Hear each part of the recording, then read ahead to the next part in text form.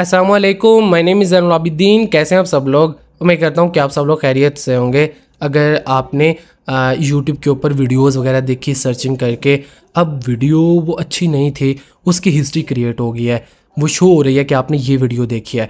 अब जब history create हो गई है, कोई मोबाइल पकड़ के अगर देखे, मोबाइल आपकी हिस्ट्री देखे तो अच्छा नहीं लगता।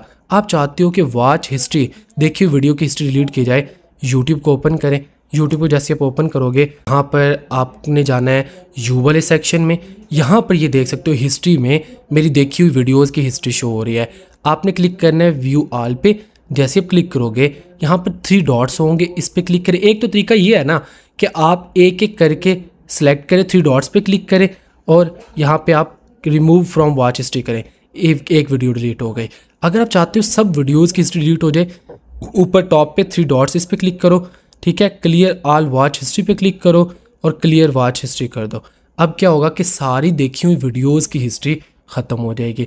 बस इतना सा काम था। इस मेथड को फॉलो करके आप डिलीट कर सकते हो। अगर आप सर्च हिस्ट्री डिलीट करना चाहते हैं, उस हवाले से मैं अलग से वीडियो बना चुका हूँ, उसको आप चैनल पर जाके वॉच कर सकते हैं। मिलते हैं नेक्स्ट कमेंटिंग वीडियो के साथ। तब तक के लिए अपना ख्याल रखिएगा, दुआ में याद रखिएगा। अल्लाह हाफिज़।